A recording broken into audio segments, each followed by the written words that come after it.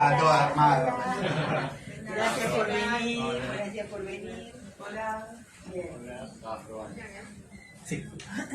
Comenzamos formalmente esta mesa intitulada Inclusión exclusiva hacia una normalidad que promueva la convivencia.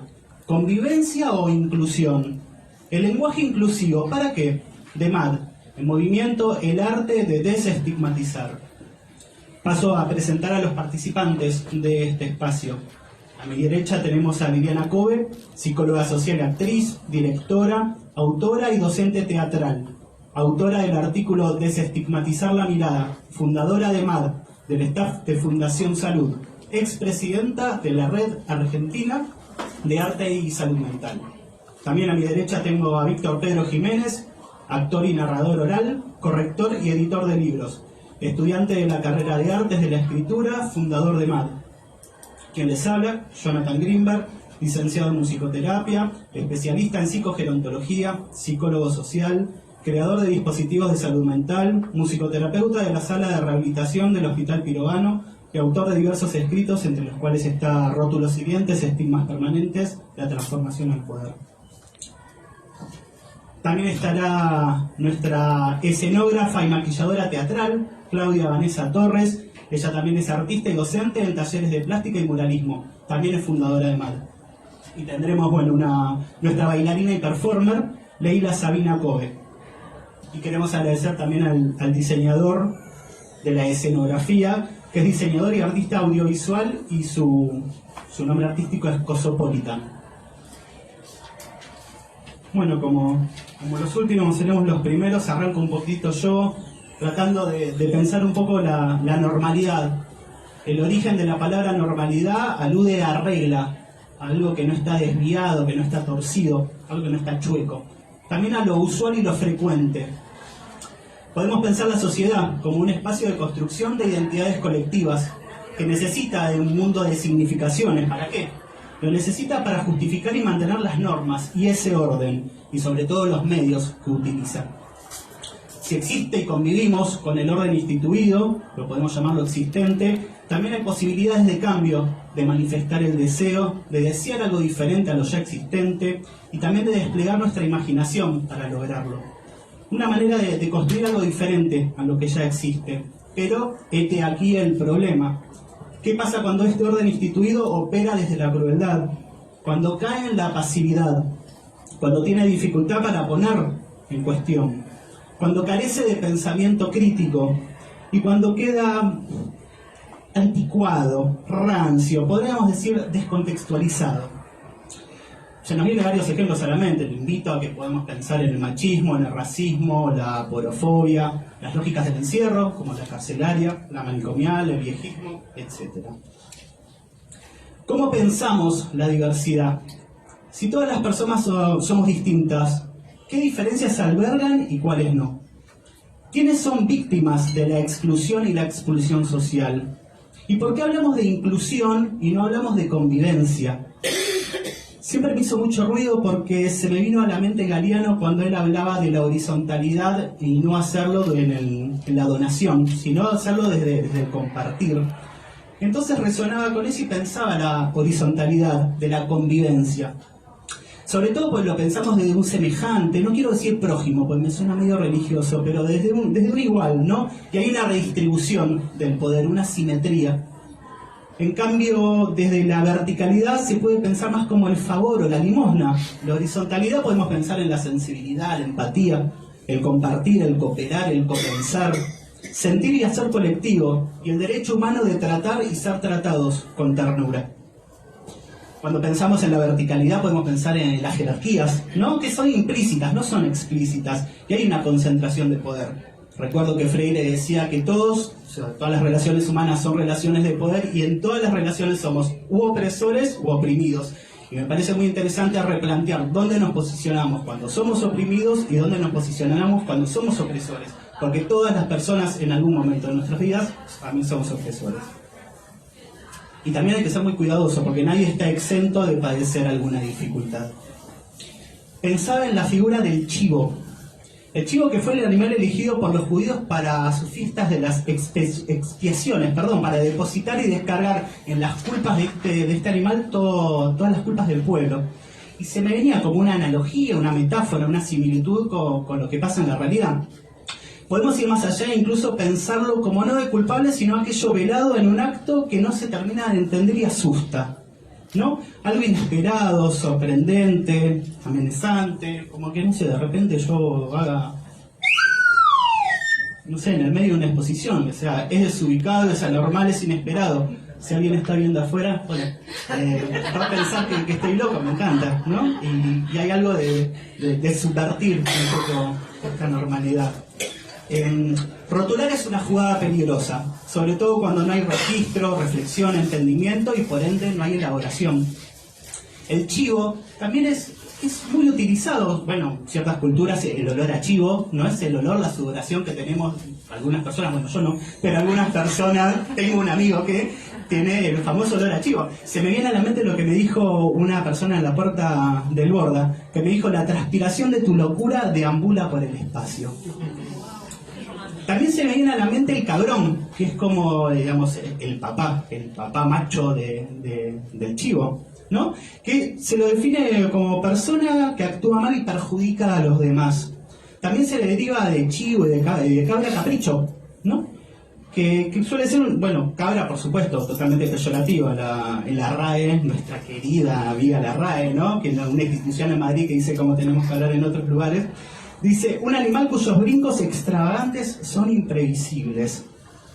Podemos pensar, bueno, como muchos de acá somos psicólogos sociales, nuestro querido Pichón Rivière, que él hablaba del chivo emisario, ¿no? Queda como un rol asumido por un miembro del grupo y adjudicado por otras personas, en la familia, en una institución, en la comunidad. Es el depositario de la ansiedad global, las fantasías, los sentimientos agresivos y los aspectos negativos y atemorizantes del resto de las personas. Operan distintos mecanismos: proyección, disociación y segregación, bien de la mano de la crueldad y la maldad, íntimamente emparentados con el estereotipo y la estigmatización. ¿De dónde viene estereotipo? De estéreos. Alude a rígido y sólido, a estar tieso, entumecido, de ahí la palabra torpe. Con la misma raíz latina se encuentran palabras derivadas como tunda, de golpear, y contundente, algo que provoca una contusión, una herida, pero que es exterior, que no es muy profunda, no atraviesa. También se me vino lo que me dijo una vez una persona que atendía en el Borda, que me decía: las palabras son como flechas, porque te atraviesan. Podemos definir, bueno, cuando estamos hablando de rótulos, de estigma, de estereotipos, como una representación grotesca, reduccionista, exagerada y malintencionada que se tiene sobre un grupo de personas. Nunca es una acción individual. A lo que me da simplemente para cerrar esta primera parte pensando algo de cómo reproducimos muchas veces inconscientemente esta cronicidad, cómo hacemos crónica esta normatividad. A lo que llamo modalidad paranoica colectiva. Y el pensamiento paranoico es contradictorio en su esencia misma, ya que es lógico e imposible a la vez, razonable y absurdo, humano e inhumano. Quienes viven en la desconfianza no viven entre iguales, más bien lo hacen entre adversarios y competidores que convierten el pensamiento rígido y dilemático en una actitud querellante, violenta y camuflada en las certezas. Es así, entre tantos ejemplos que venimos hablando, que los inmigrantes de clase baja quieren robarnos nuestro trabajo, los gallegos son todos brutos e ignorantes, los judíos son tacaños, los negros e indios sucios, los locos son peligrosos, los discapacitados son tontos y bueno, los chorros tienen que estar contra el paredón y los tienen que matar a todos, ¿no? El razonamiento paranoico es como la calecita y el trompo, dado que giran sobre su propio eje, pero es más bien como el último, ya que el contacto con el suelo, podemos pensar simbólicamente en la realidad, provoca su inestabilidad y caída.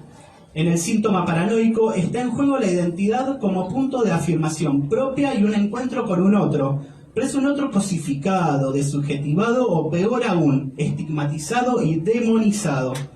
Es un complot organizado y desorganizado, a la vez, digno de ser aplaudido y elogiado por la manada hambrienta de culpas, diseñado por acróbatas psíquicos que no vivan para amar, tejer lazos y diversificar vínculos, sino que para sobrevivir en la jungla del enemigo, cuidadosa y despiadadamente declarada.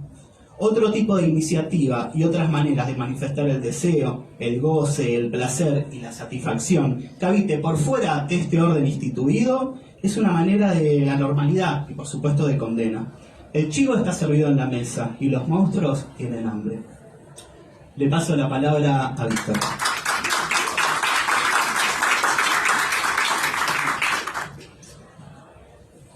Muy buenas tardes. Debido a lo que dijo Jonathan, voy a hacer una pequeña aclaración que no estaba pensada para esto, pero sí, me parece que cabe. Generalmente, detrás de cualquier parlamento, de cualquier expresión, sobre todo tratándose de lenguajes hablados, puede haber paralelamente otro discurso. Y es posible que mis próximas palabras encuentren otro discurso detrás y que puedan decir que parecen mis expresiones, parecen estar destinadas a rebatir a quienes están en contra del lenguaje inclusivo. Evidentemente algo debe haber, por supuesto, no voy a negarlo, pero no lo hice pensando de ese modo. No lo hice pensando de ese modo porque la consigna era lenguaje inclusivo ¿para qué? ¿Para qué cosa? ¿Para qué lo queremos? Es muy posible que nadie pueda o se atreva a negar la funcionalidad comunicativa de cualquier tipo de lenguaje. Señas, gestuales, cinematográficos, de imágenes, el que fuere.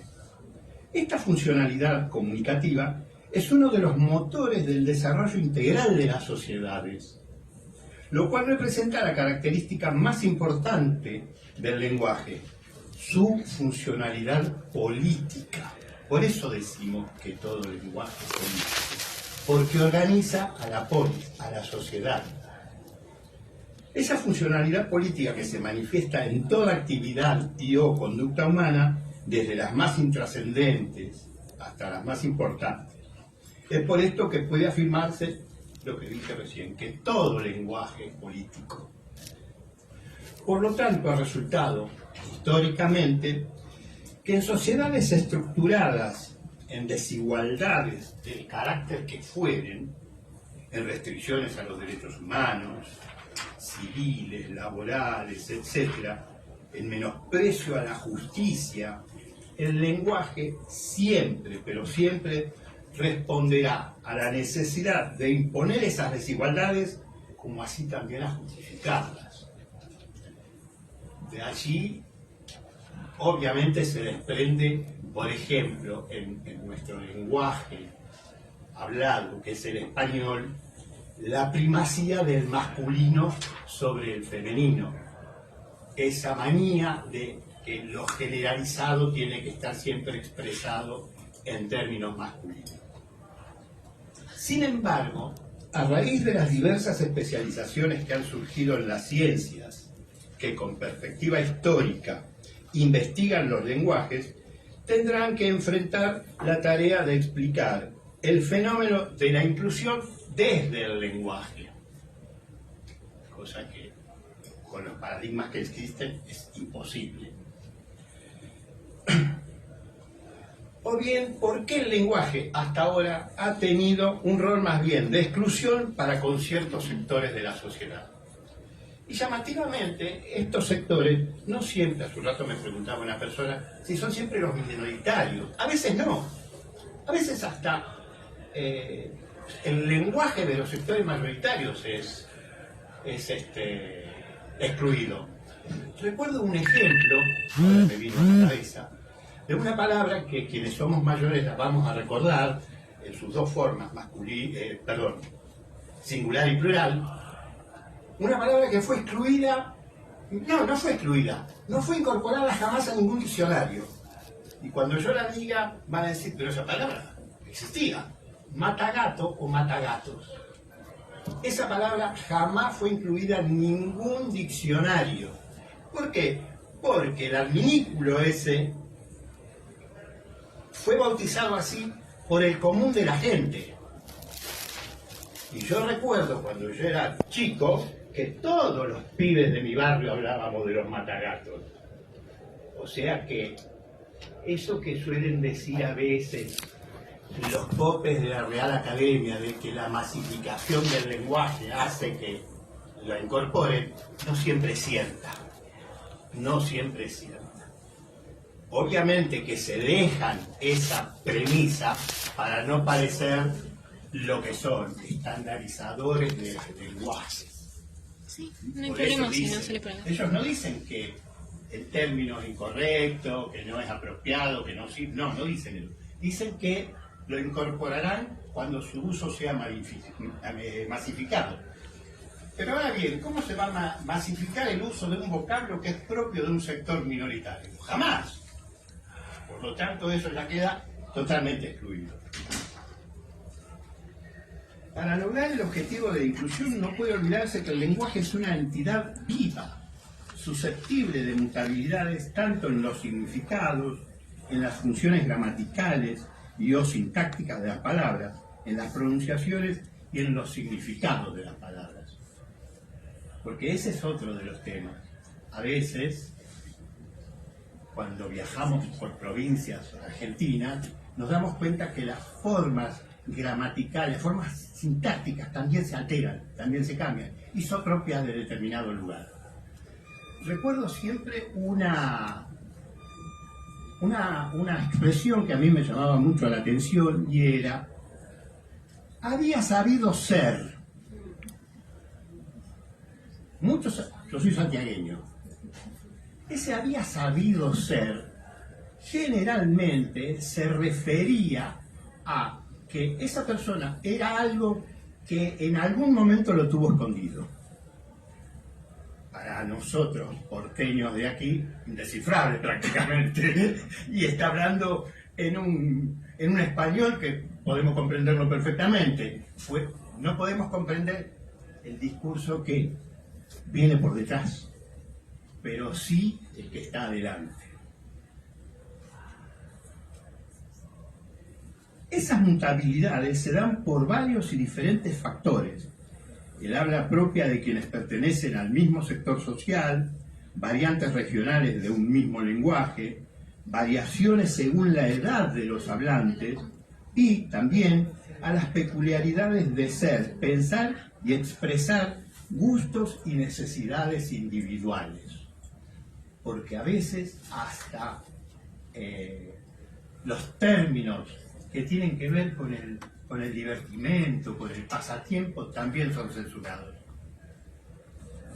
Esta característica de mutabilidad, de entidad viva, de cambios permanentes e irrefrenables, no significa que nos encontremos ante errores del habla o de caos en el lenguaje, sino que nos encontramos ante una entidad que evoluciona en modalidades cuasi darwinianas.